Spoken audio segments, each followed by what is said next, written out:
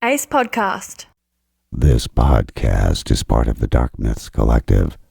Visit darkmyths.org to discover more shows like this one. The darkness awaits.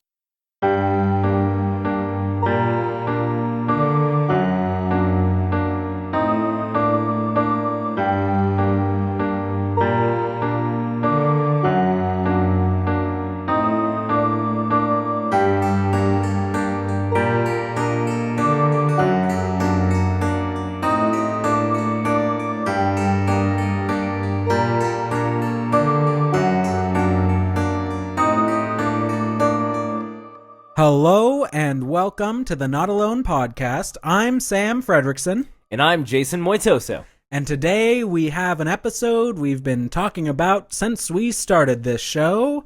It is finally our Local Legends special. Finally, huh? Finally. I mean, it's only been like 4 months. Yeah, but we've been talking... Is this episode number 20? This is episode number 20. Ooh. So today we're talking about the great state of Idaho The- and our local legends here. The greatest state of Idaho. I don't know, man. Is it the greatest? Let me tell you something. Tell me something. Idaho might be the 43rd state in the Union, but it is number one in my heart. So, yeah, we've been wanting to do this since we started the show. This was something that both me and Jason independently decided we wanted to do an episode on. Idaho is home to a bunch of state and national parks, right? It So, I is. mean, it makes sense that we have some spooky stuff going on in our backyards. Correct. Sam, how many parks do we have? We have in Idaho, it is, well, as far as the actual number, I'll throw it out here, but 38% of the land of Idaho is actually held by the United States Forest Service. We have, yeah, that's a lot. Yeah. So yeah, it's 38% of the land is being held by the National Forest Service.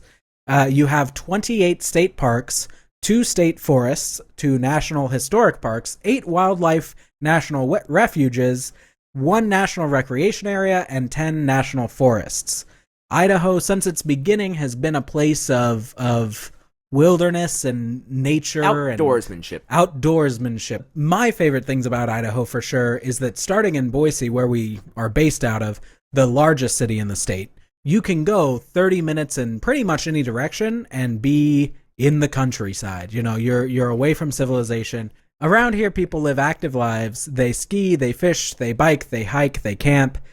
Ever since Idaho was first officially part of the United States, back with the signing of the Oregon Treaty in 1856, designating it as part of Oregon country, it has been a place of wildlife, of nature, outdoorsmanship. Now in 1863, it officially became the Idaho Territory, and 27 years later, on July 3rd, 1890, it was officially admitted into the Union as a full-fledged state. Now, in addition to being the capital city, Boise is also the greatest city on the face of the planet. And it's beautiful and gorgeous and vibrant. I absolutely love where we live, mainly because, I mean, I feel safe no matter where you're at in the city. Like, no matter what hour of night, I'm usually, it's not like an alley that I'm afraid to walk in now. Right. And that's the great thing about it, is that it still feels like a hometown, like a really small area. And our population helps with that. I mean, everyone here is super friendly. Everyone's so nice. But we still have a little bit of big town amenities. Yeah, like you said, it's got the small town feel with the big town vibe. You know, it leverages those aforementioned parks and forests and all of that with a healthy and growing urban scene, you know, music, the arts, little mom and pop shops. These things are all still alive and well.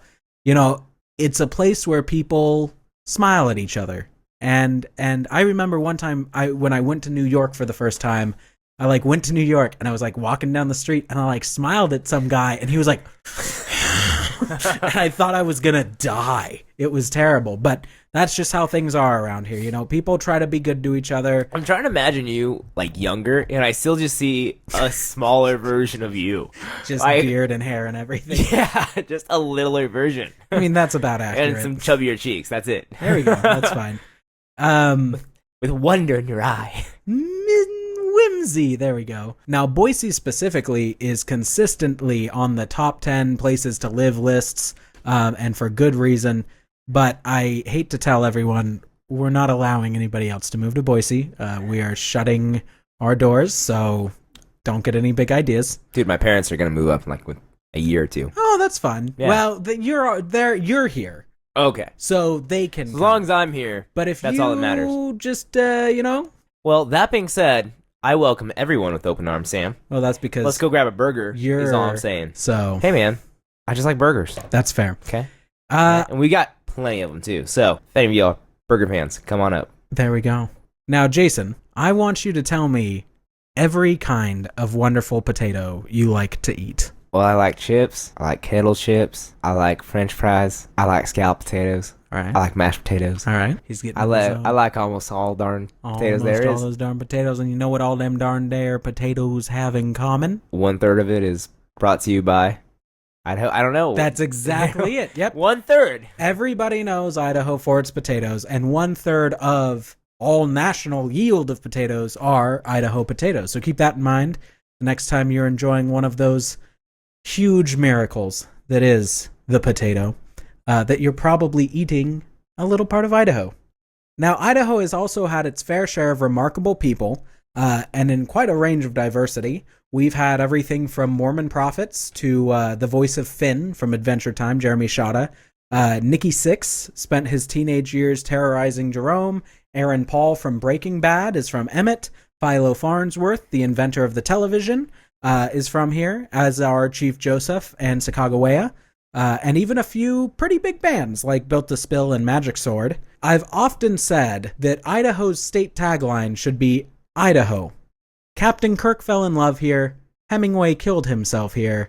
Your experiences will vary. You have no idea how many times I have heard that from Sam. I think it's a pretty good tagline. It's not bad, but I want to strangle you. That's fair. Although people mostly think of Idaho and Idahoans as one thing, farmers, that's about potatoes. it. We farm potatoes, that's what we do. That's the stereotype. Mm-hmm. Idaho is actually really one of the most interesting and varied places you could live. Boise has a growing refugee population and infuses good old American culture with international flavor. Although the state hasn't gone blue since 1964 in an election for Lyndon B. Johnson, right? For good old LBJ. Yeah.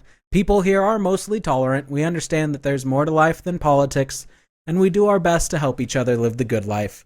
Now, honestly, I could talk about Idaho in general for this whole episode, but we know that's not what you're tuning in for. Now, regardless, next time someone mentions Idaho to you, I hope it's easier to think of something other than the mashed potatoes you had for dinner last night, especially after we go ahead and dig in. So, Jason, you ready for the spook? Digging in. Spook me up, bro. Now, this episode's going to be a little different. Normally, as our long-term listeners will know, we sit, we talk about it, we say, well, this is why it did happen, this is why it didn't happen. Today, we're more like story time and an overview of, well, this great state of ours. This greatest state of ours. Well, so it's a state. Keep that in mind. Yeah, we're just going to tell the stories. We're not going to try to debunk anything. I'm sure Jason's going to throw something in, but... I mean, I might have one or two things to say, but it's mainly just enjoying our time here. So sit down with, fries or something, maybe a bag of potato chips. As we beer, people around here love beer. Crack it open. Yeah, I mean, yes, that is also true, but I'm just, you're probably eating a little bit of Idaho. That's true. If you're cracking open a bag of potato chips. Cracking up in a cool one with the spooks. That's what we're going to do here.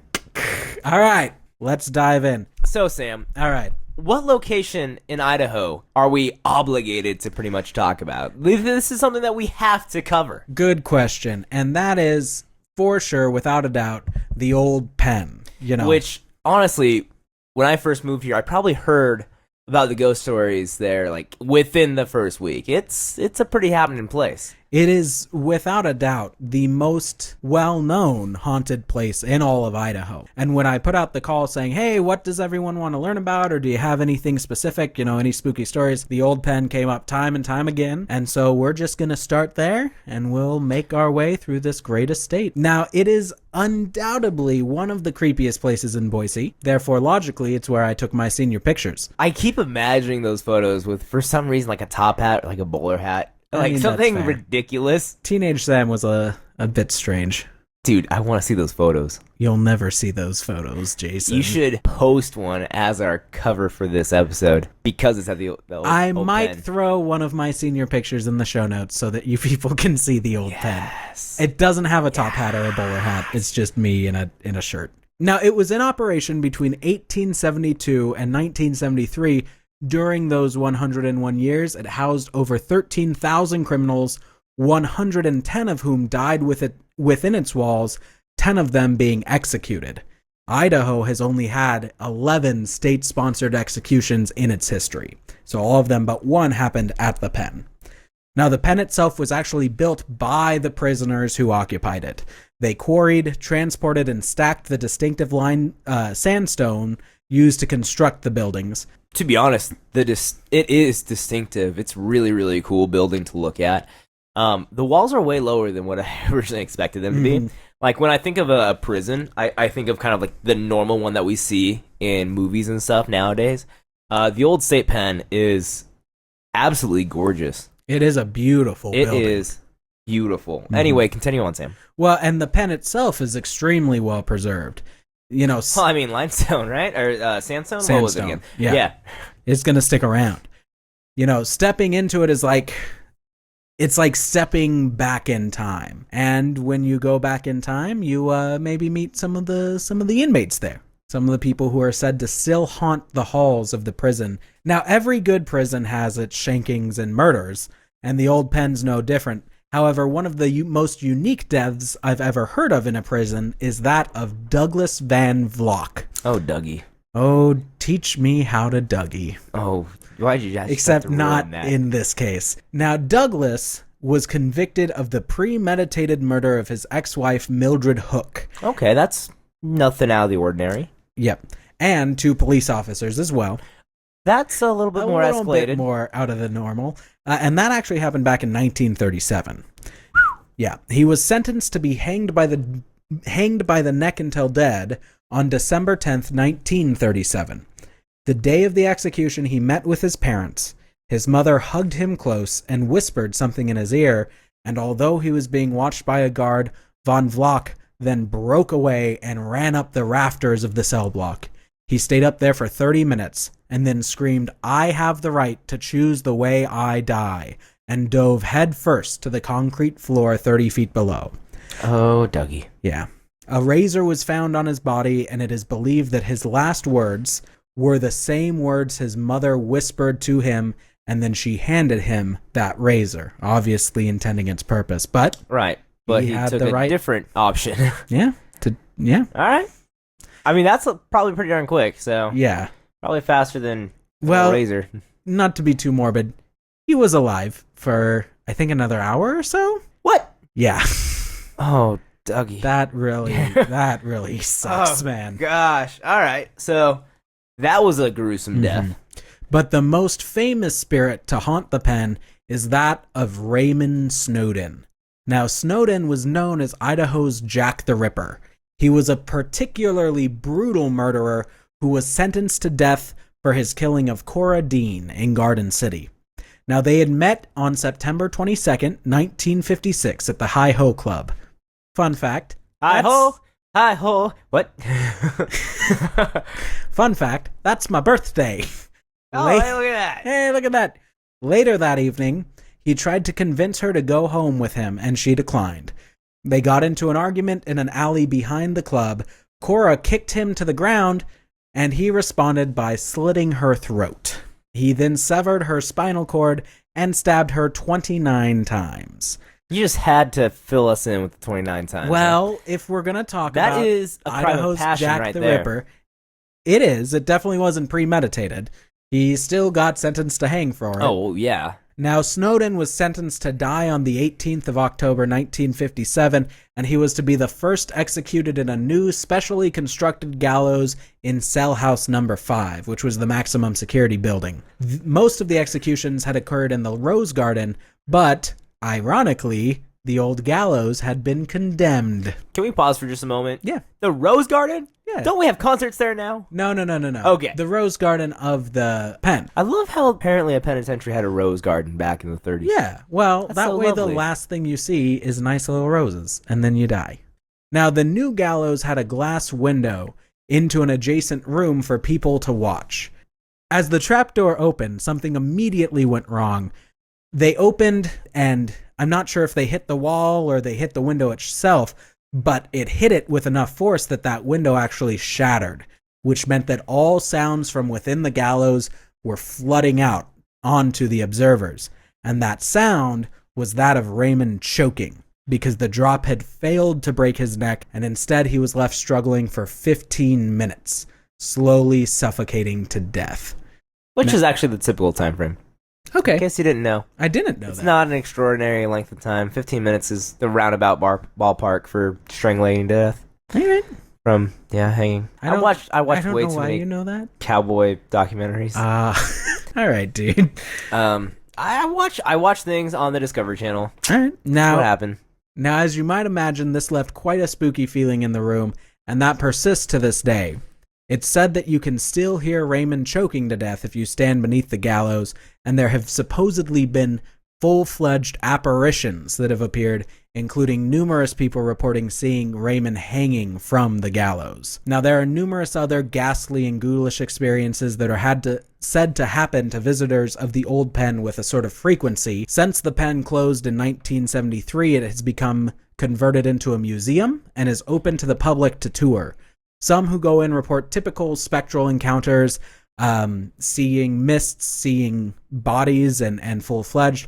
Other times they're just grabbed or they feel scratched by some unknown force or simply even touched. I have one friend, for a little bit of his life so far, he was a ghost hunter, and he reported that when he was there, he'd been wearing a shirt and then another layer, a jacket on top of it as well. And underneath the clothing, he felt something just like grab him on the skin. Weird. Yeah. I heard most of the ghosts were essentially like playing in loops. Yes. Yeah. They weren't actual like sentient ghosts. Right. What's the differentiation between them? What is one classification versus the other? Sam? That's a good question. I know that there is a classification. I don't know exactly what it is. Sam, you're the true believer. I am the true believer, but I'm the one that says it's all wrong. Not necessarily in ghosts. What? But that does happen. I mean, you do Wolfmen are fine, but ghosts? No, I believe in ghosts. I'm just not sold out for ghosts like I am for UFOs. That's fair. So And Wolfmen. Because they're coming for you. Sasquatch. So would you put ghosts below or above your belief in the chupacabra? Above. That's fair. All right. Continue. Yeah, you do. You have, and this is a common experience with haunted places throughout the world, where you will have spectral beings kind of repeating on a loop. You'll see it's almost someone, like a time slip-ish. Exactly. Kind of a feeling. Yeah, you'll see someone walking the same path or doing the same thing. Or just hear those steps, hear mumblings. Mm-hmm. It's kind of like the origin of, like, if you go to this place at this specific time, you will hear this specific thing. Oh my gosh, is that time the witching hour? Yes, every time. Oh. No matter what time it is, it's the witching hour. Witch hour? And Witching there's a good amount of that happens at the old pen, and then there's also just your creepy. Some people have reported shouting and screaming being heard. The prison did have riots. Like I said, people out of the 110 people who died there, only 10 of them were actually executed. The others died from sickness or cold or murder from within the walls itself.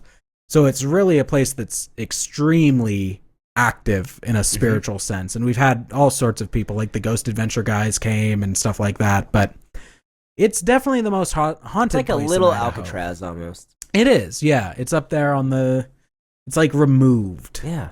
It's idyllic. It's also by the Botanical Gardens, which is where I saw Bob Dylan played. And I love Bob Dylan, but he was a jerk. Well, he's Bob Dylan. He can be a jerk. He can be a jerk. All right. Now that's He's Idaho's... Now, that's Idaho's most famous haunting, without a doubt. And so I'd like to kind of transition into a little bit more obscure one. Are you saying little just because they're small? They're small, they're hairy, and they're gonna eat you. So is it like literally like sixth grade Sam that we're talking about? That's exactly what it is. Small, Yeah. hairy. He's gonna eat you. everything. Yep. Cool. Okay, buddy. I wasn't that fat of a kid. Oh, dude, I was. I'm glad we can admit this. I was like 160 pounds in 6th grade. It was rough. I was like 4'2".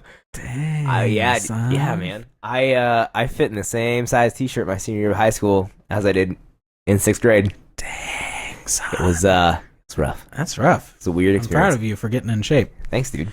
Now, another core aspect of Idaho is its settlement of the First Nations people.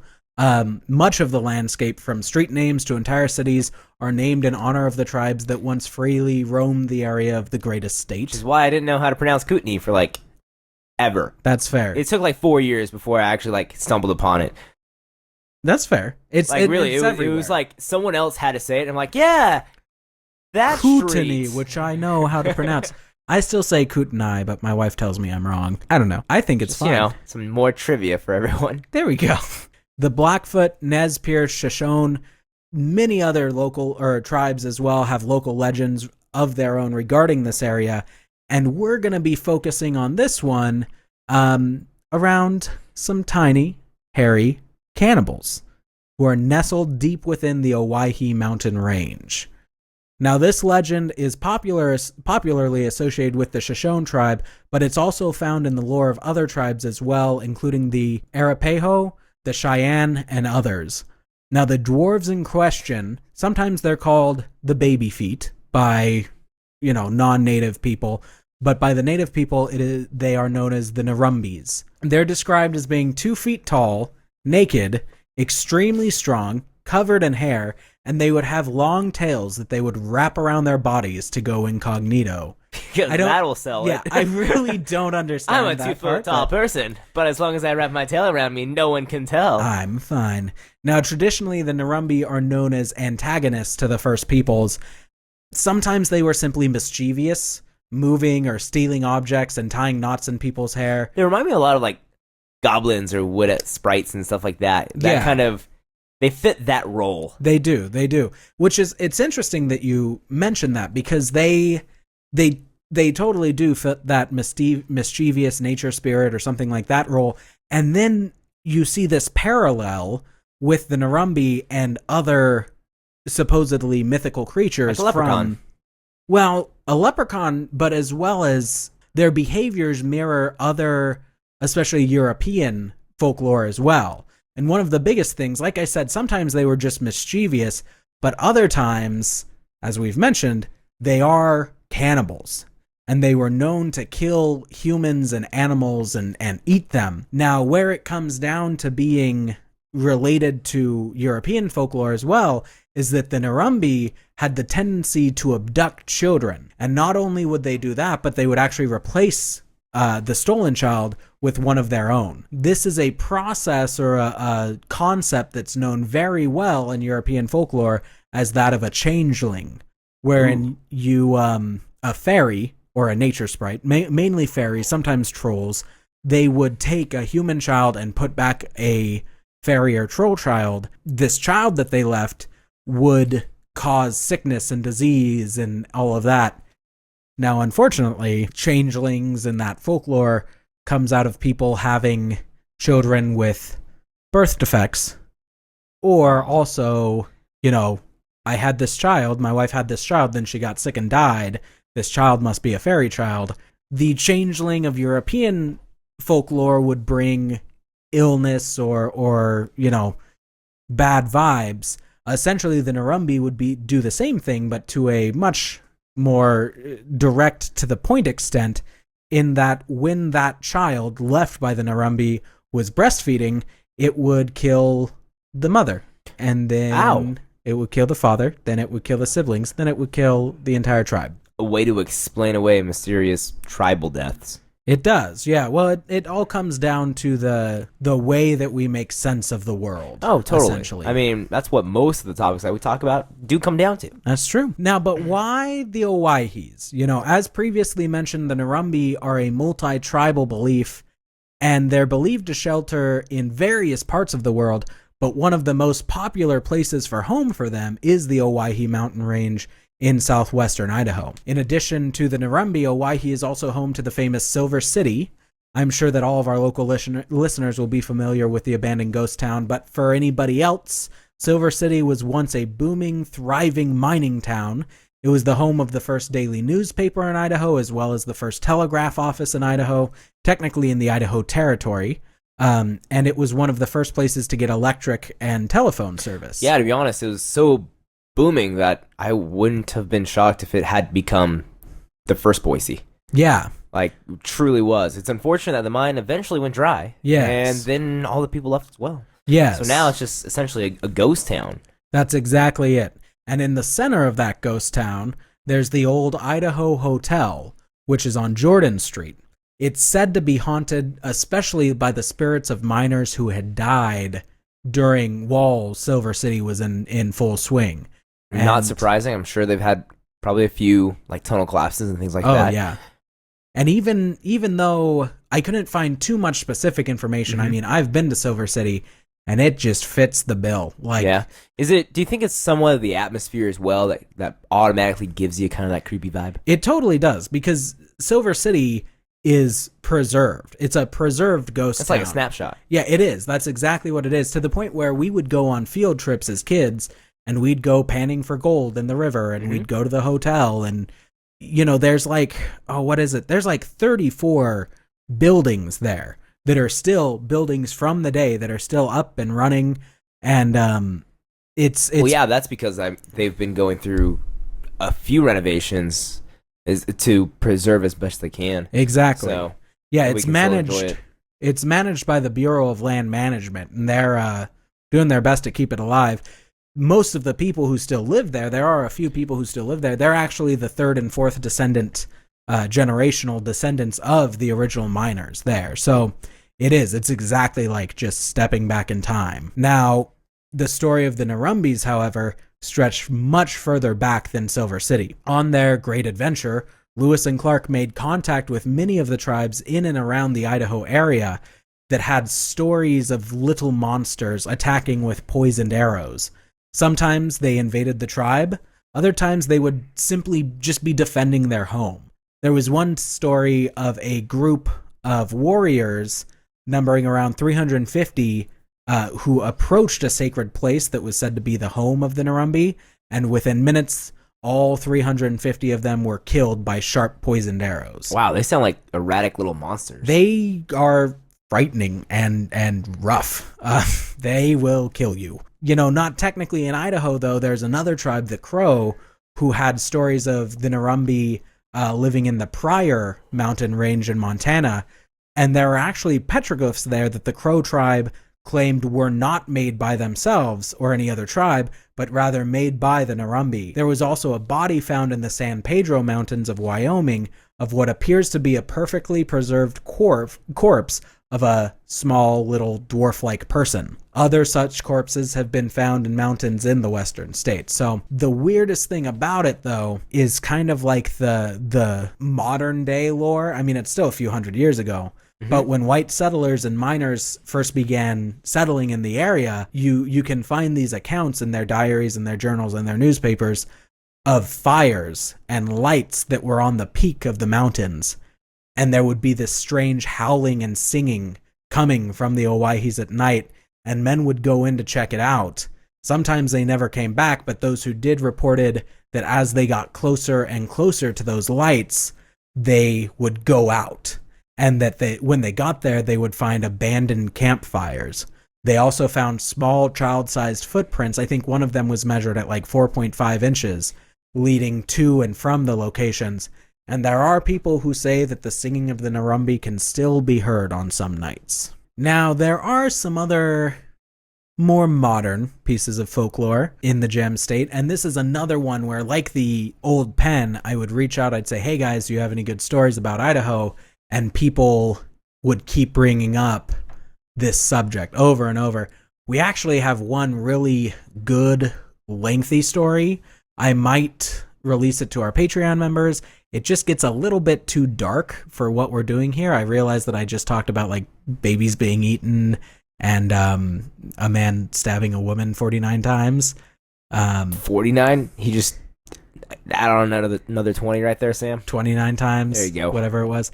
But it got a little bit too in depth. So we may be doing its own episode. We may be doing it as a Patreon special. But in any case, what we're going to talk about now is some good old-fashioned, homegrown Satanism. Oh, perfect. Perfect. Satanism Upside down, pentagrams and everything. You got it. Every single thing. Now, the Satanic Panic. Sounds like a disco move from back in the day. Yeah, kind of. Except it was more of like a modern-day witch hunt. Do you have to wear a robe? In theory, yes. Wonderful. Yeah. So tell us about this panic. This panic, satanic, was the period in the early 1980s to the late 1990s when the nation collectively, as well as a large part of the world, kind of lost its mind over this stuff. There was a great amount of fear over allegations of ritual abuse, most of which focused on children. But the majority, like almost uniformly, I would say, found absolutely no evidence, no truth to it. Oh, good. Yeah. So then we're fine. We're pretty much fine. Like I said, Uh-oh. there's another story that we're not going to dive into, but we might on a later episode. But the majority of it is fine. However, Idaho suffered from this just like every other state, every other area. And we did get quite a few responses regarding Satanism. You know, the majority of them seem to just be baseless, kind of scary stories told by kids, told by parents. But, I mean, this is the local legend, so we're gonna go into it. So we did find a few different reports of a satanic temple that was supposedly hidden, or may still be hidden, in the foothills around Bogus Basin. It's supposedly connected. I ski there, man. I ski there. I can't be getting ritually abused while I ski. It's said to be connected to Fort Boise. Okay. By a series of tunnels, and you can go in, and you need secret passwords, and you need to know the keys. And of course, any good tunnel requires at least one good secret password. Exactly. Otherwise, it's not a good tunnel. It's probably like password 123. If I had a secret spoken password, it'd be that. There we go. Password 123. My password is password. Now I reached out to another Idahoan, still an Idahoan at heart, and that's Forrest from the Astonishing Legends podcast. He told me that up north, I won't mention specifics due to a blood oath, which I don't know if a lot of our listeners will understand. Was that a part of the ritual? Yes. Ooh. No, Forrest will never say exactly where he's from on Astonishing Legends or any other time.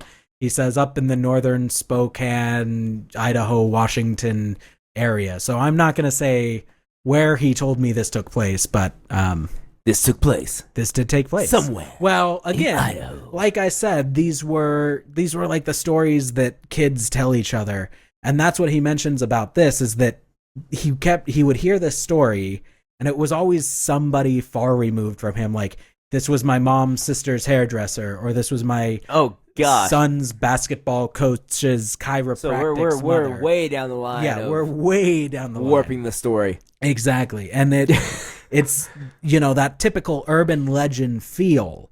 But he says that the story goes that you'd be driving, or someone would be driving home late at night, and they'd come around a bend in the highway.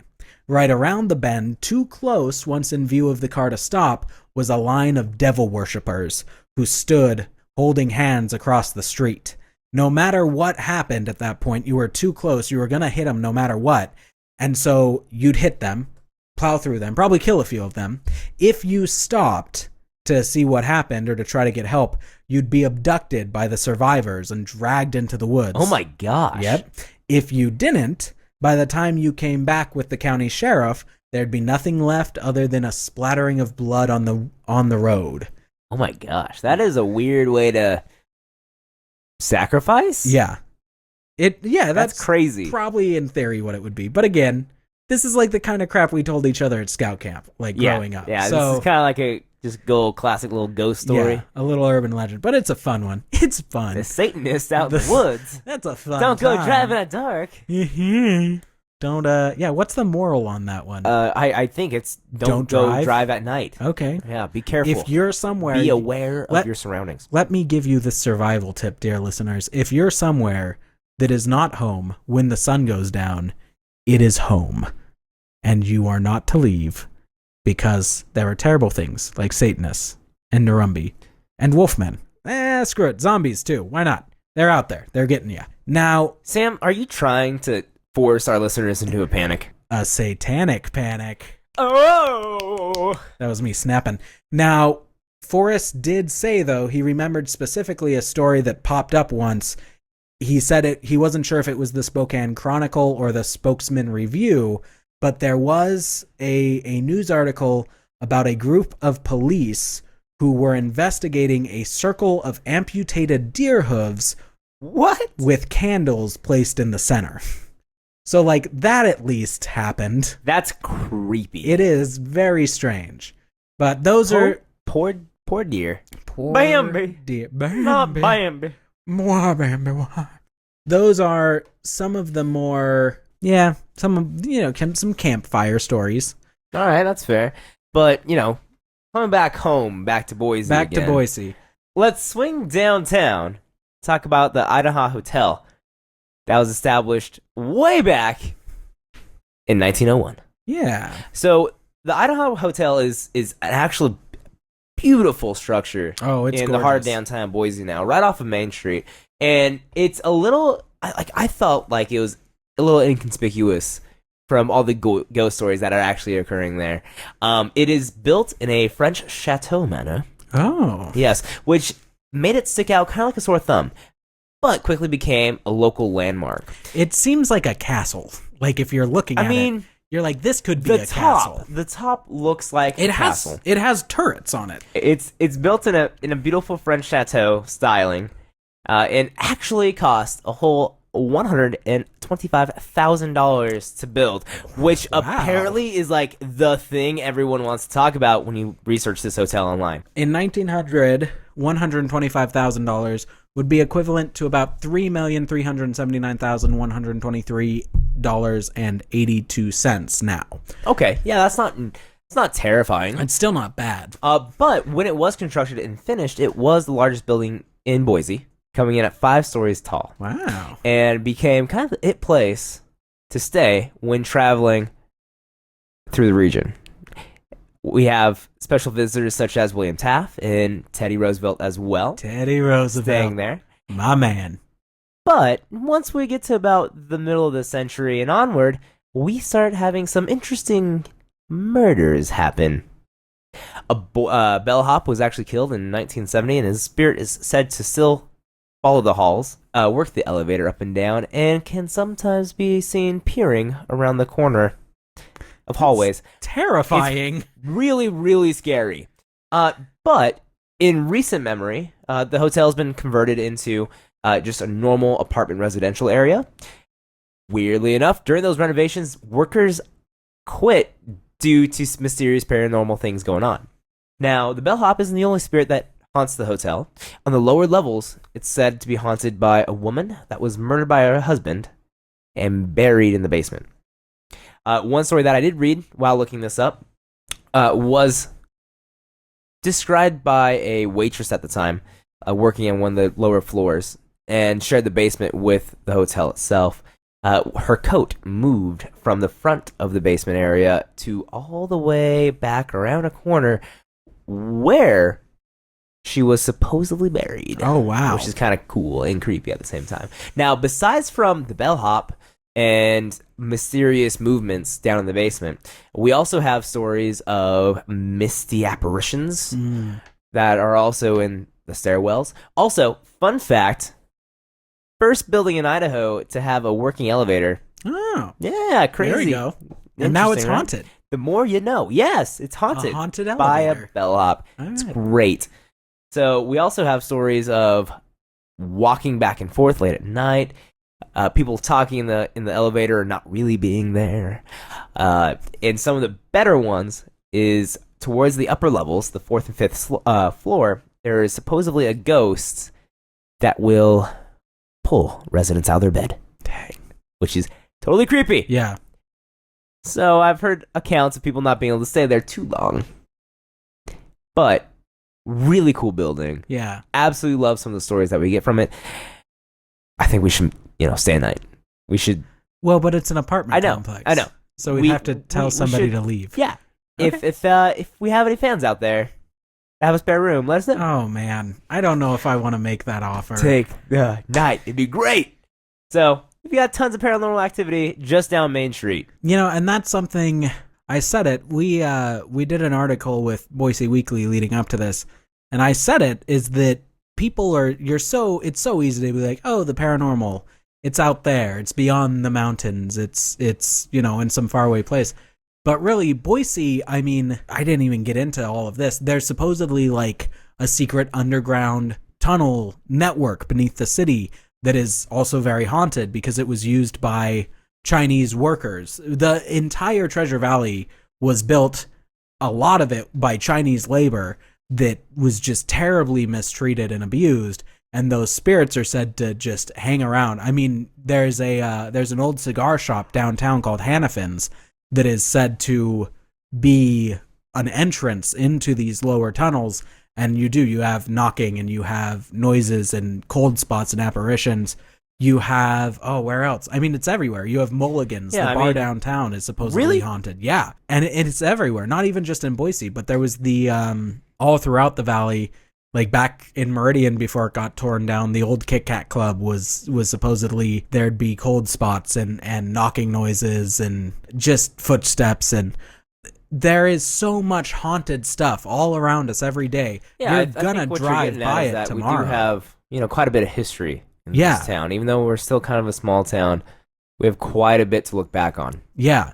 You're gonna drive by some of these places tomorrow, and when you do, not just you, Jason, but the listeners here in Boise. Not all of them. Yeah. No. That's fair. But when Some of you do, I mean, just look, the next time you see the Idanha, just think about people getting pulled out of their bed by a ghost. Like, this stuff happens everywhere around town. And I think a big part of it is the history, like I said, the Chinese labor, the displacement of the Native Americans here, as well as just that frontiersmanship and like roughing it, doing it yourself and doing dangerous jobs and getting killed during them. I mean, it's part of what gives Boise its identity, but it's part of why there's so much haunted crap around town. I mean, it's crazy. For lack of a better word, fair enough. Haunted crap. Anyway, well, thank you, Jason. You're welcome, I Sam. think that was a really good summation of downtown Boise and the Idanha in general. It's honestly a really beautiful building. It is. I'd love to live If you there. get the chance to Google it, rent's probably not that bad. In Probably comparison not. to other areas in that neighborhood, Yeah. probably not that bad. If you live in the Idanha and you want to rent me your apartment, let me know. I probably won't take you up on it. We'll I like where Airbnb I it live. for the night. There we Oh go. my Oh no. Gosh. This is like, there's like just so everybody knows, there's like a spooktacular happening at the old pen, like the end of the month or something, where you Sam. can go stay in overnight. Why I'm didn't you not tell me? doing that. I'm not doing that. Sam, come on. There's too much spook. Too much scary. All right, listeners. Let's convince him. I'm a chicken. That's what this I comes know down you to. are. And I'm totally fine with that. All right. Well, I'm disappointed. That's fair. Anyway, we have something else in the Treasure Valley. Something else. Yeah. That something else is the town of Nampa. Which I thought was just a really screwy way of knocking off Nampa. Oh, Napa? Yeah. Like from California? Yeah. Yeah, you would. You would. Well, think that's that. a weird sounding name. But tell me where that name comes from, Sam. Well, I'm going to preface this by saying no one knows for sure. I'm just going to say that What? there's a lot of good ideas and a lot of good stories, but we're going to go ahead and endorse this particular tale as the Not Alone approved version of how Nampa got its name. Oh my gosh, we need a stamp. We do need a stamp. You go get one of those. Now, depending on who you ask, the word Nampa has a few different meanings. It can mean foot, it can mean moccasin, it can mean footprint. However, in reference to this story, it is fairly well agreed upon that there is only one true real name and real meaning of the word Nampa, and that is Bigfoot. If you are sleeping in Nampa, Idaho today, your city, in my humble opinion, is called Bigfoot. And of course, Idaho has a long and proud history of Bigfoot Sasquatch encounters, but we're not there yet. This is a different kind of Bigfoot. This is the story of Chief Nampa, or Chief Bigfoot, and honestly, it's one of the best stories, like not just local legends, but best stories I've ever heard. Now, this late in the game, 2017, it's impossible to find out exactly what here is true and what isn't, but if you ever find yourself driving around Highway 45, keep your eye out near the north shore of the Snake River, and you might just find a plaque attesting to the story that we're going to tell you. Now, the first and most notable thing about Chief Nampa was his size, of which his big foot was a byproduct. Nampa wasn't a Sasquatch as we know, but he was one heck of a hulking man. He was said to stand near 7 foot tall, weigh 300 pounds, have a 56-inch chest, and a 17.5 by 6-inch footprint. Dear Lord. Yeah. That's a big foot. That's a huge individual. Some might even say larger than life individual. He was freaking gigantic. He spent his life marauding, ruling the Treasure Valley and surrounding area out of fear, and instilling himself as the chief over all the Bannock tribe. He was the terror of the white settlers, and often it seemed that wherever there was mischief or crime, his distinctive track was left, but he was never seen at the scene of the crime. Ooh. Mm-hmm. These sorts of... Thank you, Jason, for the ambiance. You're welcome. These sorts of stories transformed Nampa into a legend. I mean, there are stories of him being able to walk from one end of the Treasure Valley to the other in seconds. And it was said that he could be everywhere and nowhere all at once. But eventually there was a $1,000 bounty that was placed on Nampa's head, and this guy is completely real and historical. One highwayman named John Wheeler decided to be the one to bring him in. Now, the following account was supposedly related to one T.J. Sutton, a journalist, and published in the Idaho Statesman in 1878, which is 10 years after it was supposed to have taken place, and just a few years after John Wheeler was hanged for his crimes of banditry. Now, Wheeler had tracked Nampa and trapped him in a canyon by the Snake River. He confronted the large wild man and shot him 12 times. Gosh. Yeah. He lay dying and asked for a drink, but Wheeler declined. Wait, 12 shots? Does he carry around like 2 revolvers?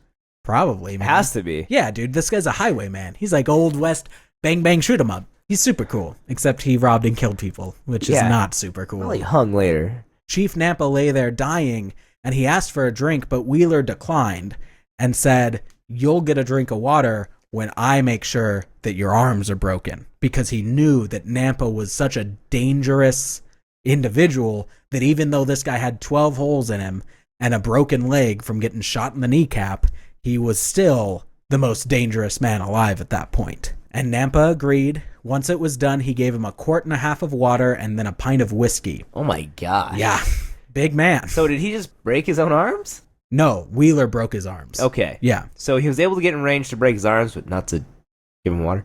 Well, he said, "Let me break your arms. Ow. And then I will give you water." And Nampa Gosh, said, you gotta "All imagine right." the bones in this man. I know. They cannot they'd be easy to freaking break. The size of Yeah, baseball huge. bats. Yeah. Yeah. I know. Ouch. It's crazy. Anyway. So Nampa is laying there dying, and he decides to tell his story to Wheeler. His name was Star Wilkinson. His mother had been half African, half Cherokee, and his father had been a white man named Archer Wilkinson. His father was hanged for murder, but he was raised by his mother, who was a good, moral, and religious woman. As he grew, he was forced out of his home by resettlement plans and decided, instead of relocating to a reservation, that he wanted to strike out west on a wagon train and head for Oregon. He drove one of the wagons, and while there, fell in love with one of the other wagon driver's daughters. They courted for a few months on the trail, and by the time they approached Oregon, the man was absolutely in love with her. He asked the girl to marry him, and she agreed so long as her father gave consent. Now, Which he didn't really give consent, unfortunately. Correct. Mainly because of, well, his background. Yeah. I mean, this is back in the 1800s. Yeah.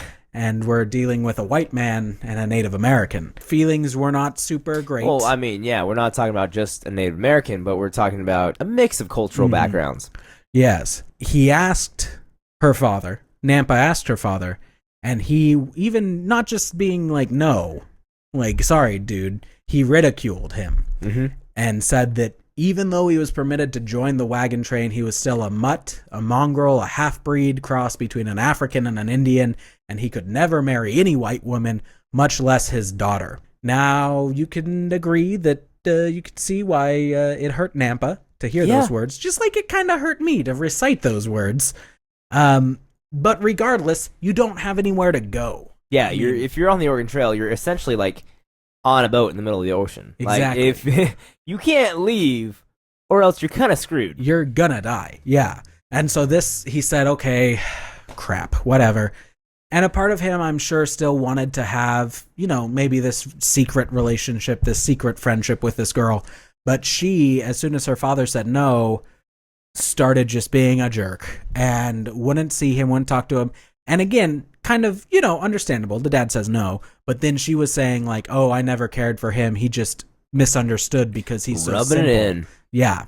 And, how could I ever care for a man like that? Yeah. Now, this is really what started Nampa on his path. After, though, this happened, the young woman started spending a lot of time with an artist from New York City. Yeah. And he would hear this artist making remarks regarding especially his, but also his mother's ethnicity. That was the final straw. You just don't do that. A day or so later, he and the young man from New York were sent out to round up cattle one morning. They were good and away from the wagons, and Nampa confronted the young man about what he had heard about him, or what he had heard from him saying about his mother. The man didn't deny it, and in fact, he drew his pistol, pointed it at Star, and repeated it. Star leapt at him. He got shot in the side, but he didn't slow down, and he choked the life out of this dude.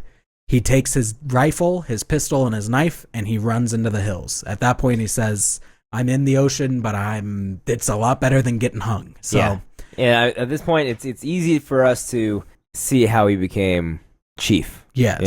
From this point in time onward, it's not a hard connection. No. From there, he pretty much immediately, gets cornered by 10 Shoshone braves. He beats all of them with his bare hands, becoming the leader of this particular tribe. But from there, he unites the remaining Shoshone, Bannock, and Paiute Native American tribes. The legend begins. Yeah. These are all groups of people, not in general, but these specific groups that he meets and leads, who were resisting resettlement to reservations. And they went on a reign of terror, robbing wagon trains and miners, killing white men and women. Their first target was the wagon train that held the young woman whose father rejected him, and they killed every single person there. Now, he amassed a great wealth and a band of fearsome warriors, but at the end of it, he died alone with no one to hear his story but John Wheeler. He also told Wheeler that there was a treasure there in the Owaihes waiting to be found. There was 5 years worth of plunder and gold. That's how long his reign of terror ended. His last words before he died were, I have done all the mischief I can, and I am glad of it. Which, I want that on my headstone. That seems like a great epitaph. You gotta get in some more mischief, bro. I do need to I need to leave my house first. That would be nice. Yeah. Now, the exact origin of the name of the town of Nampa, like I said, is still heavily debated to this day. All we really know for sure is that the town started out as New Jerusalem, but the name didn't stick. Now, it's said that the name Kind of Nampa, happy that it didn't. yeah, that'd be a little weird, you know. It's a little showboaty. You just get saying. on the highway, you go past Meridian, past New Jerusalem. When you hit Ontario, you've gone too far. Right? That's That'd be a poor odd. decision. All we know is it didn't stick. But it is said that when the settlers got there, there was a structure, essentially, a water tower that was there before they were, that had written on it, Nampa. And they decided finally, okay, this area must be called Nampa. But in reality, that water tower was labeled Nampa because that was he claimed it. He didn't. Did he claim it? Well, I'm assuming it was like his stomping grounds. It was his home base. And that's Chief Nampa. That's Chief Nampa. That is the town that's like 20 minutes away from us. Yeah. Bigfoot. And more Bigfoot to come. More Bigfoot to come, but really quick. Yes. I love that story. I love it a lot. It's a good one. Yeah. Sorry, You know, I just wanted to just say that. Countless murders and deaths in a 5-year span. I mean, to me, in rambunctiousness. I don't want to get political at all. It to me, it's like classic Wild West. Right. Like it is. that was Americana back in the day. It was. But what I really like about it is that, like, Star Wilkinson, supposedly, again, none of this may have happened. I think it did. Star Wilkinson supposedly tried his best to, like, push down his roots, his heritage, and just conform and in its own little way assimilate. And he realized that no matter what he does, he's not going to be good enough for these new settlers, the white people. And so he rebels and he kills a lot of them. There's like different massacres that are linked to him and his tribe, essentially. And at one point it was said that he, during this final push to the reservations that happened, I think in the 1860s, it was said that he was killed like half a dozen times. They would oh no, we got him. Yeah, we got him. And then he'd be there again. We got him. He'd be there again. Now, in reality, it was probably just 6 different people. But, I mean, this myth that perfectly blends the First Peoples and the Wild West, oh, I love it. It's one of my favorite stories I've ever heard. Now on for my next favorite story I've ever heard. More Sasquatch. But real Sasquatch. Real Sasquatch. Real with quotations.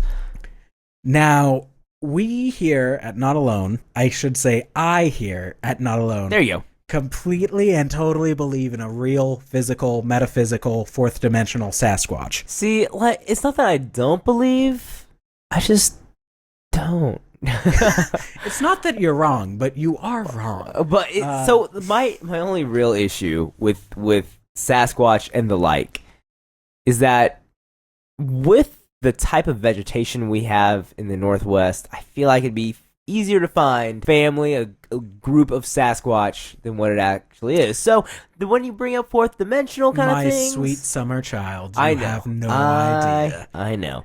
Now portals, that makes way more sense for Sasquatch. Mm-hmm. Probably why he smells like sulfur.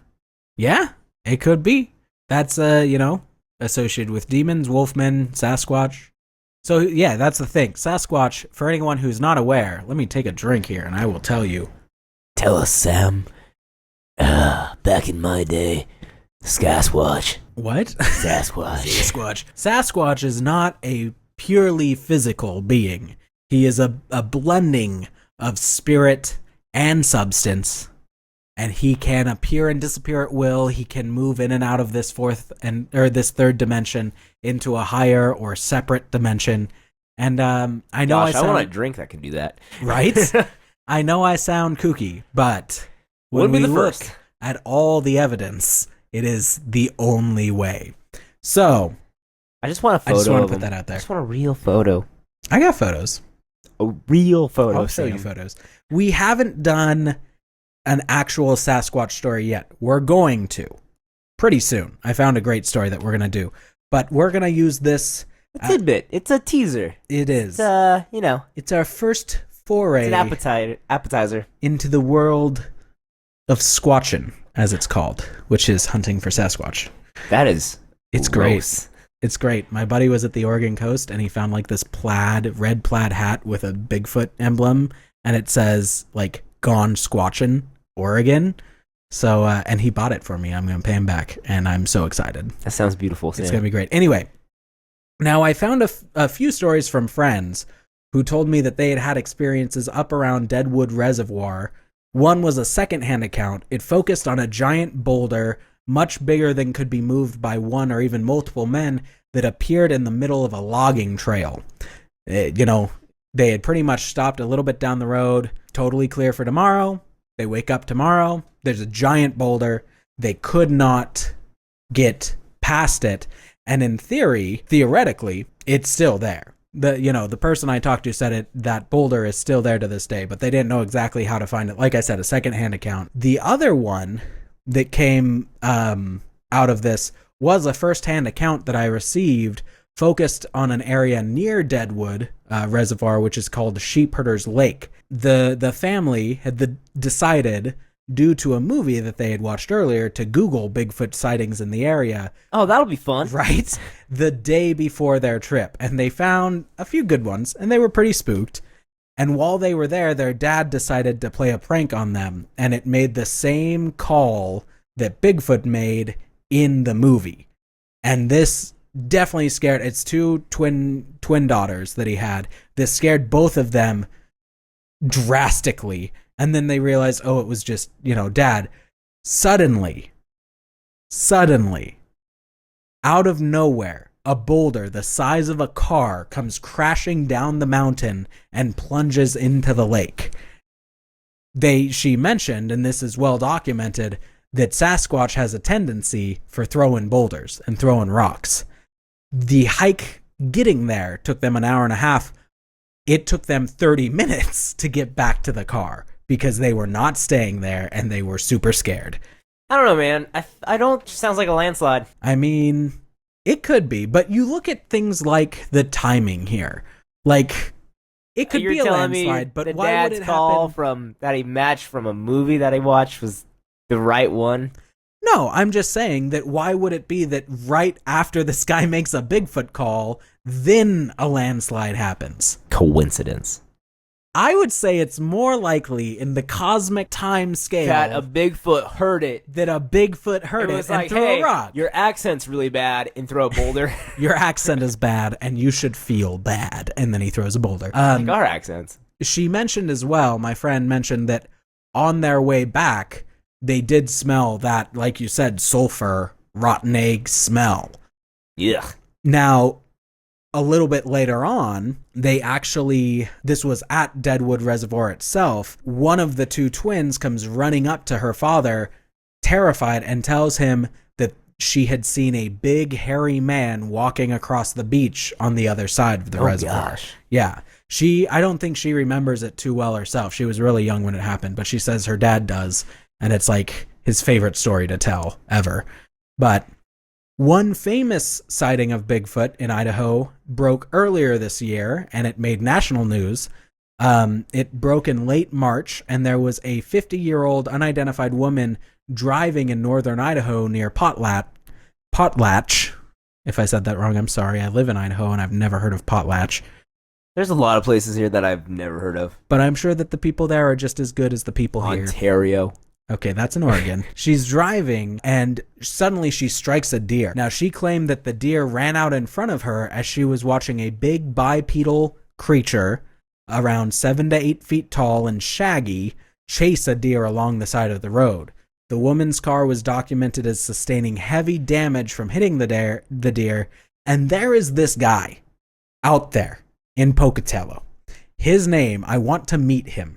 He's a professor of anatomy and anthropology at ISU, and his name is Dr. Jeff Meldrum, and he is into this. He is doing this. He is looking for Bigfoot, cross-collaborating, and he's that kind of guy where he's able to sit down and say, like, you're obviously lying, this is obviously fake, and other times when he's like, this makes sense. This tracks. There's some telltale signs there. Yes, and that's exactly what he says about this account. For one thing, the woman didn't put the story on social media or anything like that. She went immediately to the police. He also stated how, as every freaking person in Idaho knows, this last winter was like our worst in decades. It was a pretty heavy winter. It was extremely heavy. It was terrifyingly bad. But he also stated how the combination of this winter being so bad and also so long could have theoretically driven a Squatch down from the mountains closer, not into civilization, but closer to civilization on the highway in search for food. He also states that it seems just mundane enough to be credible. You don't have like, oh, Sasquatch talked to me, oh, we had a psychic connection, oh, this or that. This woman, for no reason whatsoever, officially stated on a police report that she saw Bigfoot and that's why she hit a deer. Like, she didn't deny hitting the deer. Yeah. It is. It's the kind of story where it's like, we still don't know her name. It's still never been released.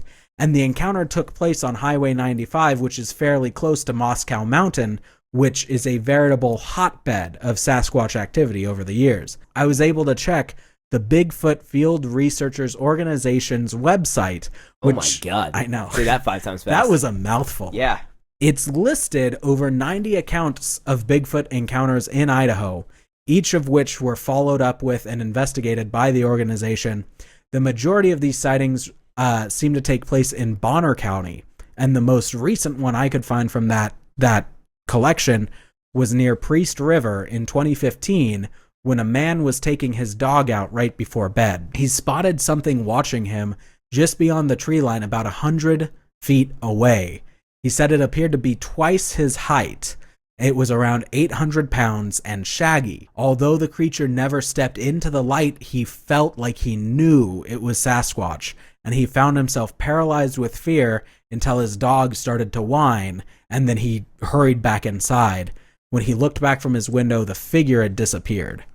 These are great modern contemporary accounts, but they're fantastic, and I love them all, but they are small potatoes to the biggest potato of the best frickin' Sasquatch story I've ever heard in my entire life. So, this next encounter, the real Man of Steel, it mixes my favorite cryptid, if Bigfoot is a cryptid, which again, debatable, but it mixes my favorite cryptid with my favorite real-life human being. So, I know that's a little vague. That's, yeah. Other than my wife, she's my favorite. This guy, second favorite. You didn't meet Teddy Roosevelt in person. Hey, you spoiled it. I know I did. That's okay. Take your thunder! So, this story, which is often referred to as the Bowman encounter, comes to us from none other than Americans' favorite badass himself. Right, we just talked about him riding like a dinosaur and shooting machine guns. I know, dude. At Bigfoot, Teddy Roosevelt. Yeah, that was a historically accurate photo. It is. It really is. Well, there is some conflation here. So, Theodore Roosevelt is sometimes credited as the only president and presidential candidate, other than some guy from this last year, to have had a Bigfoot encounter and or to acknowledge the existence of Bigfoot himself.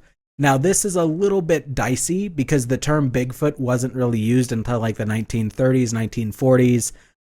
And Teddy Roosevelt, this encounter comes from like the 1890s. Yeah. So before his presidency. He was president in like, what, 17? Something like that. He was somewhere around there. But it does come from, we've got to remember, oh man, I want to talk about Teddy Roosevelt first, okay? Because we do have some international listeners as well. Talk about Teddy, then we'll talk about what Teddy talks about. Yeah. So those who, I'm gonna backtrack here. Those who do not know need to be reminded that Teddy Roosevelt was the most insanely manly president that the world had ever seen. He led a charge uphill to take Kettle Hill during the bloody Battle of San Juan Hill. He did this with absolutely no orders given to him. His superiors, in fact, were probably like Teddy, don't do that. And he was like, I don't care. I'm taking that freaking hill. And he goes up the hill and he takes it, and he's a war hero. He's also the only president confirmed to have a tattoo, and it was a massive family crest on his chest. And that chest was another part of his legend, because on his way to deliver a speech as the presidential candidate for the Bull Moose Party, he was shot by an assassin, or a would-be assassin, at a distance of just 5 feet, shot in the chest. He gets hit. He is bleeding. He stands up and delivers a 90-minute speech. At one point, he says, I don't know whether you fully understand that I have just been shot, but it takes a lot more than that to kill a bull moose. And as I imagine it, the crowd went wild, and people were like ripping off their shirts and fighting each other. It was awesome, man. If I could go anywhere, it would be to hear, anywhere in time, one chance, one thing to do, it would be to hear Teddy Roosevelt say that freaking line. All right, I got a little excited there. Yeah, no, man. It's weird that you didn't even bring up his Rough Riders. Well, that's the Battle of San Juan Hill, was the Rough Riders. Thank you, Sam, yeah, for dude, clarifying. totally. You're fine. Roosevelt and his Rough Riders are like iconic. Legendary, yeah. Obviously. He is everything. And he was portrayed by Robin Williams, which is also another notch in his favor. Who's? Teddy or Robbins? Both. Fair. Mutual greatness. Exactly. Now, Theodore Roosevelt was not someone who was particularly gullible, nor was he someone to suffer fools. This account that's published, like Jason said, it does come from before he was the president, but at this time, when it was published in 1896, he was the police commissioner of New York City, fighting crime as well as corruption. Man, he was Jim Gordon too. Yeah, seriously, he was.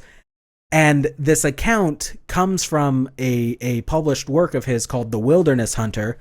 And that's amazing. Can we just take a second and appreciate that title? Beautiful. Beautiful. Absolutely. Continue. Gorgeous. He already had a reputation. He already was a war hero. He was already a politician. He was the police commissioner, and yet he published this story. So it is not his own account, but it is an account by a man that he knew and that he trusted to be telling him the truth.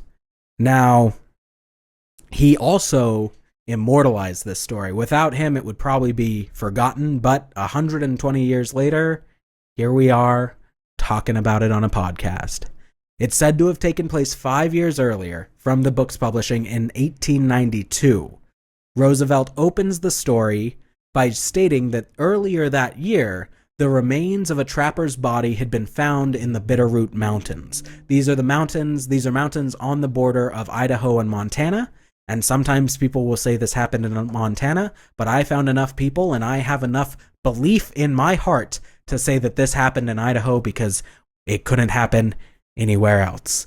But he says that the remains of a trapper's body had been found in the Bitterroot Mountains, torn apart and partially eaten by an unknown beast that left huge human footprints in its wake. He prefaces the story with a quick note about frontiersmen and how they, as a rule, are not apt to be very superstitious. I mean, you can't be. No, their lives are just too hard for that. You don't have time to have flights of fancy. These people live their entire life outdoors. Yeah.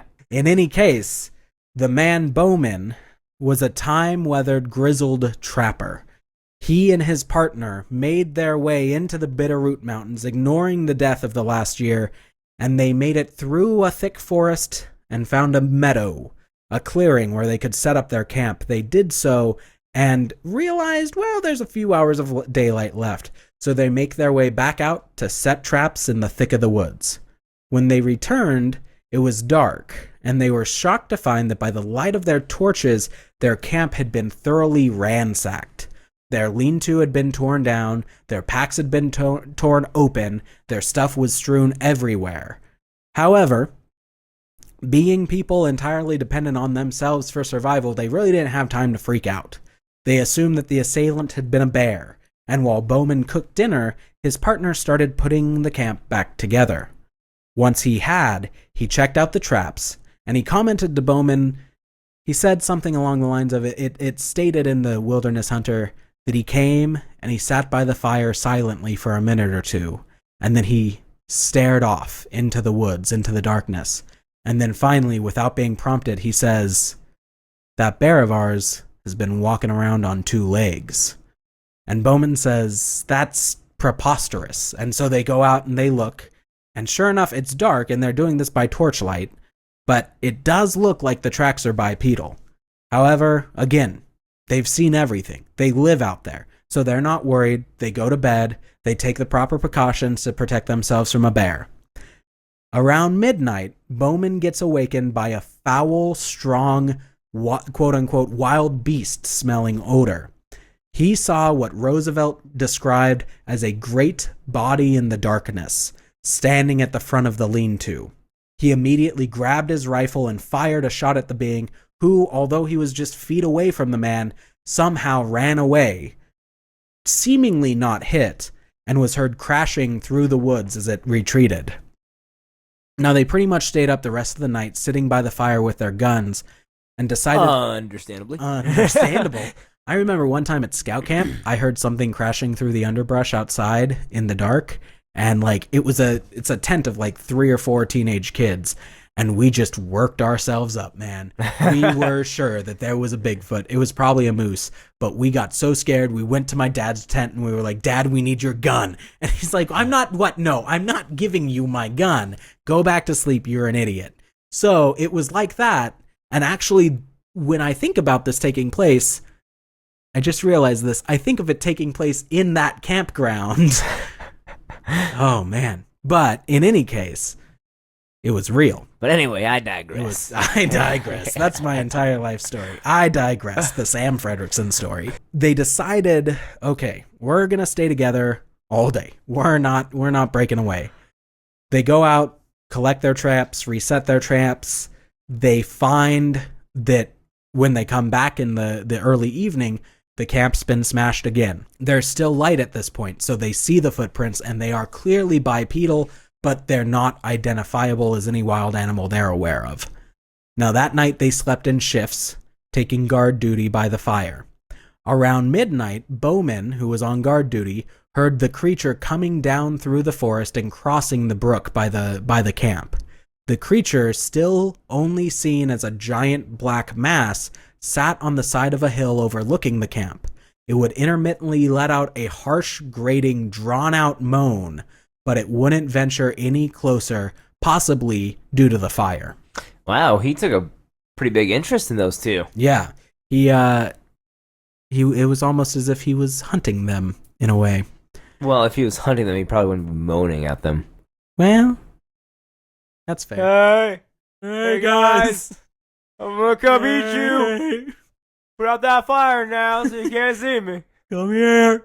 I think of it like a Chewbacca, but like something that like would also pierce you to the soul. Now, that's just a sad Chewbacca, man. Pierce me to the soul. He's so depressed. Right through my soul. Now, after about an hour, it finally retreated. In the morning, they decide, okay, we're done. We're good. We're out. We're done. We're good. We're out. And they pack up. They head out. But, of course, we're good. They're out. But, of course, they have to gather their traps. This is their entire livelihood. So they do. As they do, they feel the sensation of being watched. And they would hear rustling in the trees to either side of them or branches snapping behind them as they passed. They passed back through the camp, and they only had 3 more traps to collect in a nearby ravine. Bowman said, okay, you get everything packed up. You get everything ready to go. I'm going to go grab these traps. I'll be back in like 15 minutes, and then we'll go. We don't have to wait to pack up as the day ends. But it took him a little longer than he had planned. He ended up spending a few hours out there getting the I think they were beavers, getting the beavers, skinning the beavers, preparing them to travel and not get all gross. He comes back to the camp and he says, hey. And there's no answer. And he gets closer and he sees not the roaring smoke of a fire, but rather just a thin bluish grayish line going up from the fire pit, and he immediately feels like, well, this isn't great. This is not good. He hurries faster to get to the camp, and there in the campground, everything was neatly packaged and arranged by the smoldering fire. All was fine. Nothing was torn open, but he's looking around for his friend, and he can't find him anywhere. And he sees a set of tracks leading away from the fire, and he follows them, and there he sees his partner dead, laying up against a tree. He examined the tracks a little more closely, and he could see in his mind's eye what had happened. His partner was sitting with his back to the woods. The creature must have reached out, broken his neck, and dragged him back, and he found fang marks in the man's throat as well. Although he hadn't been eaten, he hadn't been, devoured. So it sounds a lot more like a territorial thing than a survival thing. Bowman immediately gets out of Dodge. He takes nothing but his rifle, doesn't care, and he runs until he gets to the horses, and then he gallops until he feels safe. And that is the best Bigfoot encounter I've ever heard, as told by this guy named Bowman to Teddy Roosevelt and then back to me. And it's the reason why I'm kind of afraid to go to my cabin. I'm worried. I'm worried about that. Sam, just bring guns. These people had guns. It didn't stop them. It's also like the 1800s. We've got better guns. We've got better guns. They can kill the metaphysical. The thing Fine, about rock salt. Happy? the thing about this, Dean. The thing about this story, again, Bigfoot wasn't a known concept at that time. There had been, as people got further west, Right, it was more like a wild man story. Yeah, exactly. As people got further west, they heard stories of wild men and big hairy men and things like that. Teddy says things like he thought it was a goblin story or something about, because this guy Bowman, he says is Germanic in origin and raised with, these sorts of fairy tales with goblins and trolls and things like that. But I mean, there are things in there from the cry of it, like a long drawn out moan, which is what a lot of people ascribe Sasquatch sounding like, to the fact that they were supposedly human tracks seen the year before, to the fact that it had that foul smelling odor. Yeah, we have reoccurring themes. Yeah, and they're things that came out before the national Sasquatch craze. Like, it's just one more of those things. It's like the Beast of Gavudon with the silver bullet. That happened before the silver bullet was the, cliche of how to kill a werewolf. And it just adds a little bit more to me. But that's my favorite story ever, other than Chief Nampa. Chief Nampa is my favorite, historical story. That's my favorite spooky story. There are also, though... Okay. What else we got in our backyard, Sam? You have your cliches, okay? You have, of course, ghost stories in the woods and Bigfoot and stuff. Right, I mean, that's pretty normal. But you also have haunted cemeteries. And Ooh. there are so many supposedly haunted cemeteries in Idaho. Do we have our own Highgate, Sam? We... Nah. Well, kind of. Like, nothing as grand as Highgate, but high profile, I guess, in the supernatural world. Cool. We could do a full episode just about freaking haunted cemeteries in Idaho. There's like this phantom jogger that supposedly appears somewhere in Canyon County, I think. There's another one near Dry Creek Cemetery where it said you can hear a horse galloping at midnight. Okay. Yep, ghost horses. That makes kind of sense. I mean, that's not, far from my imagination noises to hear in the dark. Yeah, it's the same sort of thing like we talked earlier about the old pen, where you have the same things happening over and over again at the same time. Yeah. Like the midnight jogger always comes at the same time and jogs around. Is it midnight? I think so, yeah. So I picture like someone like in like 90s jogging gear. Yeah. I think that's fair. They got like the zip up. Sweats. It's like, yeah. Yeah. Oh, yeah. They Those got a Walkman horrible like walking shoes, jogging shoes man. from back in the day. I can dig it. But we wanted to focus Headband. Whole 9 yards. We wanted to focus on a slightly lesser known cemetery in the paranormal realm, and that is the Rose Hill Cemetery, which is down in Idaho Falls. Which at first when you said Rose Hill, I was thinking of the street that is too. like real close to us right now. I can like throw a rock and hit Rose Hill from where I'm sitting. So yeah, that was scary. But no, it's not, thankfully. Thank goodness. Now, according to local legends, early in the history of Idaho Falls, there was a string of gruesome deaths, all of which appeared to be the work of a wild animal. However, the residents knew that wild animals don't really attack for no reason, and they couldn't fathom why it would kill so many people and not take the bodies away for food, if that was its so motivation. Naturally, it was a dun dun dun werewolf. And that is no. Ow! All right. That's all I got. Werewolves of London. All right, except it's Werewolves of Idaho Falls. Over time, that was the That doesn't rumor. have quite the same ring. No, it doesn't. Over time, a rumor develops that the killer was none other than a real, bona fide werewolf.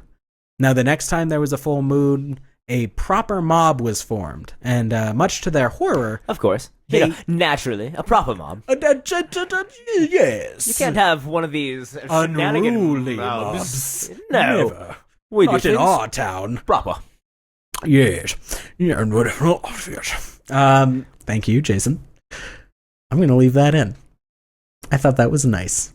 So, much to their horror, they discover a werewolf, a bipedal, unknown, upright canine, and they murder the crap out of it. They hold it down and they saw it in half. And then I wonder if they went long ways or sideways. I think they went long ways. I kind of feel that way too. Yeah. It's the kind of sense I get out of it. Yeah. Yeah, I feel like you have to. You really do. Otherwise, they'll just come back like Darth Maul. That's exactly correct. Did he come back? Dude, you never watched the TV show? No. TV show's canon. Okay. It's legit. Yeah, I Darth believe Maul it. came back. Hey, really quick. Dark side, light side, gray Jedi, what are you? Gray. All right. So they find the werewolf, in any case, and they saw it in half. Now, they take these two halves and put them in two separate graves. At the next full moon, however, they come back to find the graves open. And not only are they empty, but the sign that says wolf has a bite mark taken out of the rock. So, Rose Hill, though, also has another more well-known haunt, one that's a lot more active. There is, and it's unspecified, and that's how it should be. We don't want to go around disrespecting graves of any sort. But there is an unspecified... That's just bad juju. It's really bad juju beans. But there's an unspecified mausoleum where if you knock on it or say hello to it, it will answer with a knock coming from within the crypt. And Ooh, it's so playful. there we go. Haunted cemetery there. But we'd like to end on a more personal note. Something that I hold near and dear, that Jason holds with derision and hatred. Hey, just because of my last special doesn't mean I hate the idea of lake monsters. Lake monsters. There is a litany, a literal litany of lake monsters in Idaho. I mean, yeah, there's a lot of them. The one that I want to talk most about here is my baby gal, Charlie. Sam. Yeah. She ain't real, Sam. She is real, Jason. She's only real in your heart. She's so real, but she's probably dead, and we'll go into that. Anyway, Charlie supposedly calls Lake Payette up in McCall, calls it home. Sightings of her began primarily in the 1940s, but the earliest documented sighting was by settlers in 1920, when they saw what appeared to be a log start to move in the water. So, besides from the sighting in 1920, 1940, 7 years after the surgeon's photo. Oh, okay. So, when you see something weird in a lake, you gotta assume it's a lake monster now. All right. Now that I don't we know got why I that- said it that way, but yeah. That's okay. It's Now a- that we got that cultural Just saying. totem. Nessie talk might have inspired other things. It's totally possible. Anyway, continue, Sam. Anyway, so Keep it in 1944, the first good look was gotten of Charlie being what? That just sounded weird. The first good look was gotten. The first good look of Charlie was gotten of Charlie. Now, she was described by several different groups in August of that year. She was 30 to 35 feet long. She had a dinosaur-type head and pronounced jaws with humps like a camel and shell-like skin. Now, in 46, she was cited by a group of 20 people. One of the witnesses was a Dr. G.A. Taylor from Nampa, and he said that Charlie seemed to be between 30 and 40 feet long and seemed to keep diving into and out of the water, leaving a wake like a small motorboat would make. The name Charlie comes from a newspaper contest that was held in 1954. She was cited dozens of times between then and now, but her last documented sighting was back in 2002. Do you mind if we just pause for a second?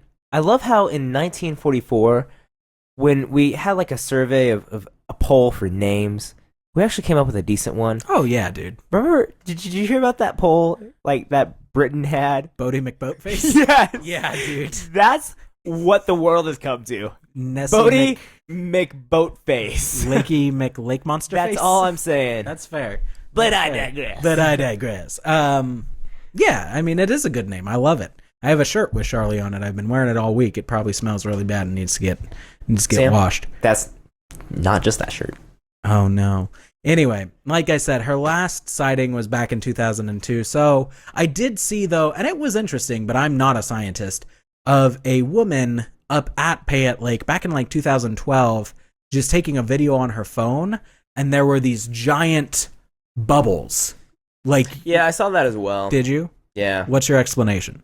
It's a fish coming to the surface. But they were frickin' huge, man. No. Not the ones that I saw. Did you see the same one? Was the next woman to the dock? was the woman going like, "It's Charlie, it's Charlie"? Yeah, It was awesome, man. She was so excited. They were really big bubbles. Like, they seemed to be like, You know, I would have been way more Bigger excited than if the she size just of my jumped into the water and I know. actually I shot it. I thought of what I would do in that situation, and my first response is, "You're going to jump in that water. You're going to find Charlie." And then I was like, no. Now, I neglected a big responsibility. My mother-in-law, who is the most skeptical person I've ever met, even more skeptical than you, she has seen Charlie. And I didn't get her on record. I haven't even had the time to ask her what she saw. But Has she listened to episode 19? no, I think she's making her way through the back catalog. Okay. I think she skipped communion, though. I don't blame her. Hi, Marcy. Anyway. Heyo. Yeah, so, and it's just like, yeah, we talked a lot last episode about how lake monsters can be misconstrued from this, that, and the other, and it could be any of those things, but, I mean, she's such a part of, like, local lore. Everybody knows I would Charlie. believe so much more in Charlie if it was like an alligator gar or a fish of that nature. I mean, Just it a might big be. one. Now, local legends claim that there's treasure in the lake. And it's said that said by the First Nations people who used to inhabit the area that there was a evil spirit that made its home in the lake ever since the beginning of time. So these are some of the, I mean, I couldn't find like a really documented, like, this is where this idea came from. It's all just folklore and hearsay and all of that. And of course, all the sightings. I do think that there's something in Payette Lake. I mean, I will take, like I said, my mother-in-law is the most skeptical person. I'll take her word alone, because she's very much like you, where she has an explanation for everything. And when Sam says you, he's referring to me. I'm sure everyone realizes that, but just clarifying. Well, but other times when I say you, I'm talking to you, the listener. I know, so that's why I had to clarify. That's fair. You're looking at me saying you, but every once in a while you say you, and Sam, you gotta be better. I will be better, sir. Thank you. Now, there's one other famous Idaho lake monster that I included here just to make Jason happy. This lake monster supposedly lives down in Bear Lake, which is on the Utah-Idaho border. Utah-Idaho border, and it's been reported there for as long as there have been white people in Utah. with the first stories being published in a newspaper, an LDS newspaper called the Deseret News. And it was this fella, I lost his name, but this fella supposedly went around. Did you lose the name, Sam, or did time? No, I lost it. It was okay. It was So, in the Wikipedia again, article. Just shoddy craftsmanship. Shoddy, cursory research. Anyway, this individual went around supposedly interviewing native peoples, and they all told him about the Bear Lake monster. They said it would go faster than a locomotive. It was 50 feet long with...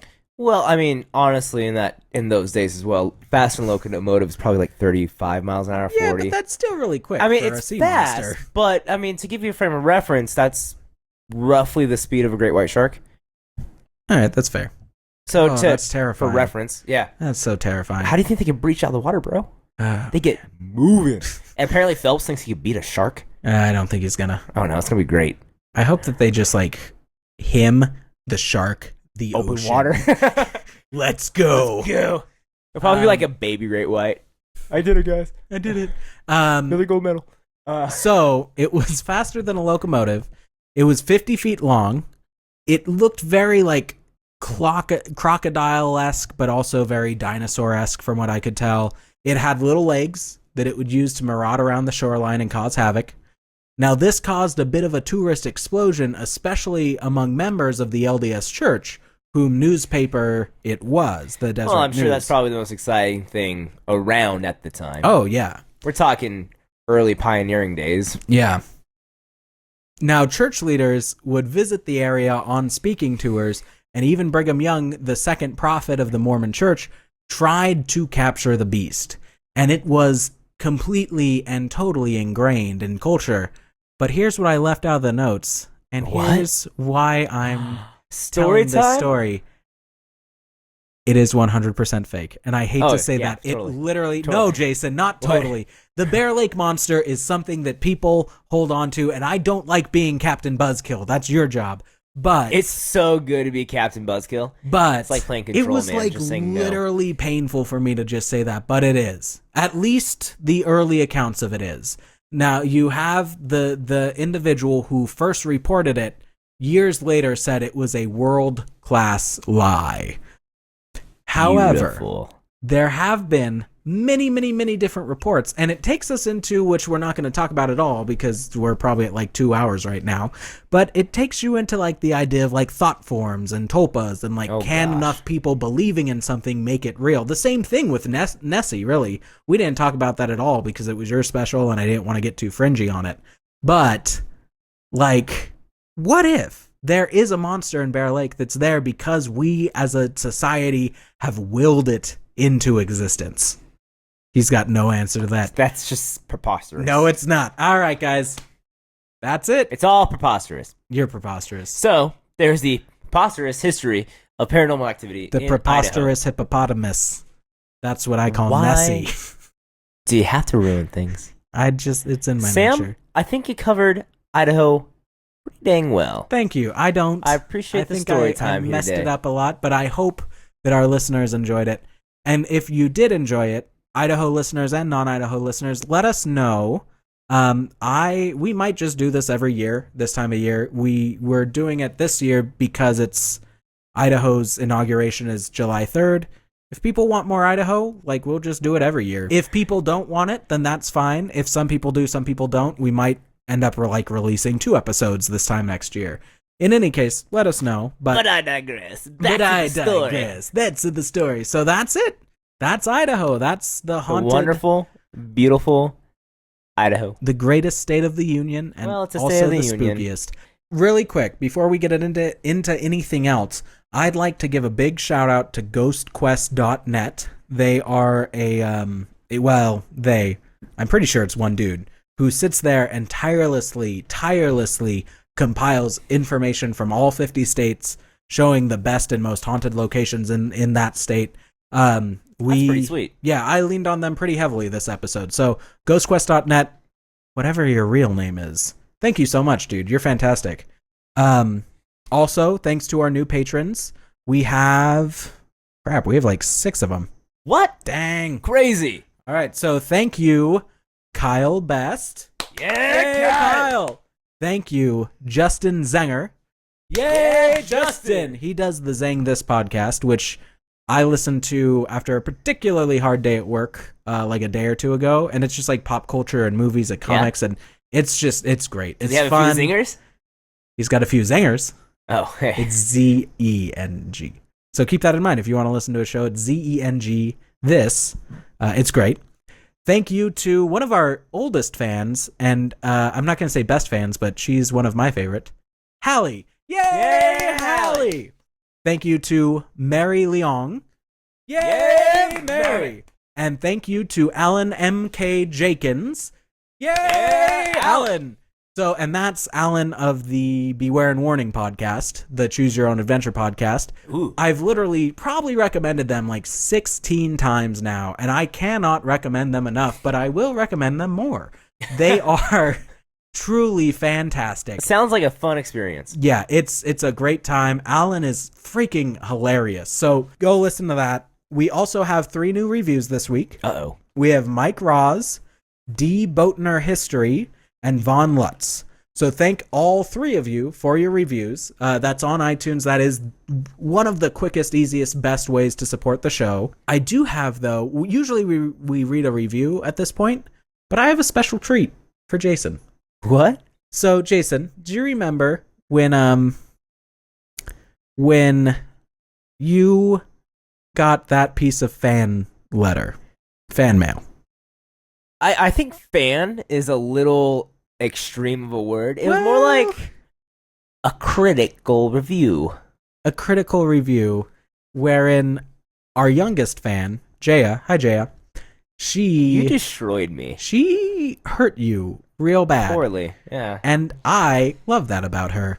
Tore up inside. And it was a It's good all right. time. It's made me stronger. Basically, she criticized Jason for not knowing where the Louvre was. That's fair. Still fair. Still a good idea.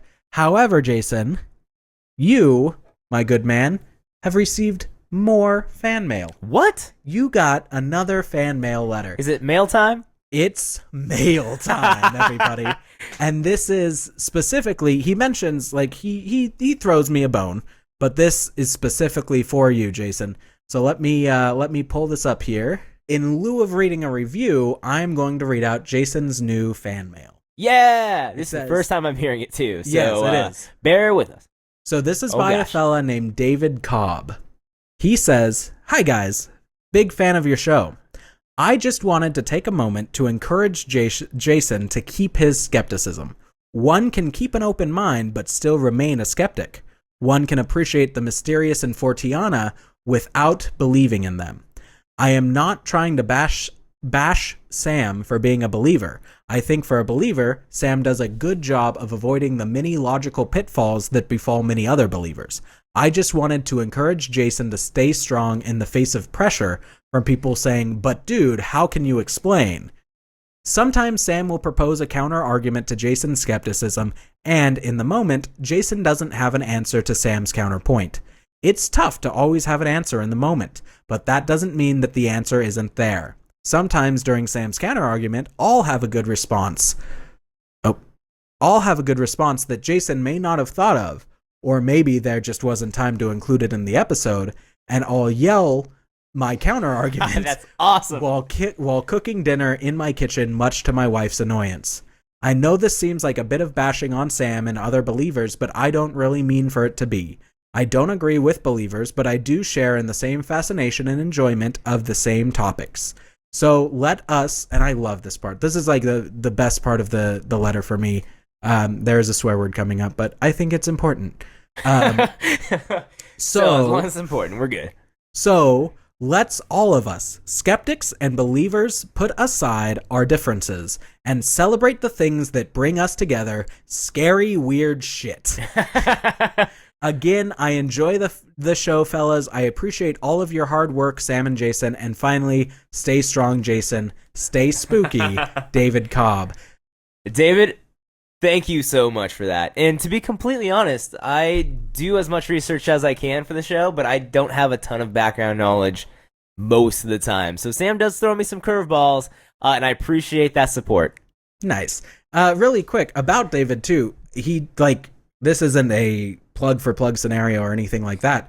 But I noticed that he actually wrote a book called Terrifying Tales, 13 Scary Short Stories for Children. The Kindle edition is like $2.99, and it's great. Like, it's just a lot of fun. I read one of them because I was like, yeah, this guy puts time into listening to our stuff, so I might as well read his stuff. And it's just about like this kid named Sam who doesn't want to go play outside. Of course it is. What? Yeah. And his mother has to like drag him away from the TV. Bro, he's channeling you. Yeah, dude, he really was. I was like, I need to sue you for plagiarism. That is some spooky stuff. And then he gets chased by death on a bike. Oh, it's dope. It was like those scary stories you tell in the dark sort of stuff. Right. With a flashlight over your face. It's awesome, man. I can't recommend it highly enough. I'm going to go ahead. I'm going to put a link in the show notes to it. So take a look. I mean, like I said, it's $2.99 for a Kindle edition. If you have kids, even if you don't, maybe pick one up. Pick up a copy. Have a good time with it. It's a lot of fun. But all right, guys. I have one more thing. What is it? What's my one more thing? Oh, I remember now. Okay, so let me get to the bottom. I want to recommend one more podcast really quick, and that is one. It's called A Creative Mind, and it's by my good friend Alice Nelson and also one of her writing partners. And basically, they just do flash fiction. So it's like 2 or 3 times a week. There's like a 5-10 minute episode that comes out. It's a piece that's written either by Alice or by her partner.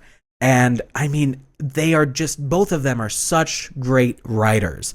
They deal with all sorts of topics, from like things like school shootings, things like dark childhoods and stuff like that, to supernatural, creepy sci-fi and stuff like that. And the entire gamut, from natural to supernatural, horror to delight and back again. It's fantastic. So we'll have a link to that in the show notes as well. And then finally, one last thing. I might actually put this at the beginning. We'll see. We have recently had a lot of people asking us how they can best support the show. There's a lot of different ways. We have our Patreon set up. That's a great way for you to not only support the show financially, but also get money, or not get money, but get something back. We are starting to sell a little bit more content. Yeah. Yeah. We are starting to sell merch. We've sold like, I think 3 t-shirts now. So yeah, that's dope. You can find those online, notalonepodcast.com/shop. You've always got the iTunes review, but we are in a really specific and unique situation wherein we were like trending on Podcast Addict, which is an Android platform, for like weeks. And so the majority of our listeners are Android listeners, which means that they can't leave an iTunes review or anything like that. Right, naturally. So honestly, I have here at this point in time the best way and also the quickest way and easiest way to support the show.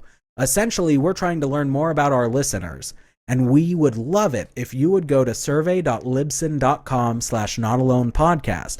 Literally, Sam, what was that one more time? survey.libsyn.com/notalonepodcast. All right. And I will have a link to it in the show notes. Guys, I timed someone filling this out. It took them 26 seconds. Like, Is that a challenge? it is a challenge, but I also just like, I'm not trying to guilt anybody. We make a podcast because we want to make a podcast, but it does take hours. For instance, right now, even though the show you're going to get is probably going to be about an hour and a half to an hour and 45 minutes, we're at 3 hours of recording. In addition to the research that I've been working on for 2 weeks, Jason's been working on this week. Like, all we're asking for is 26 seconds, guys. If you could follow that link, fill out that survey, it would do phenomenal for us. So please, if you don't mind, but you know what? Even if you don't do any of that, we still love you. We're still happy you're our listeners, and we're still so happy to be your hosts.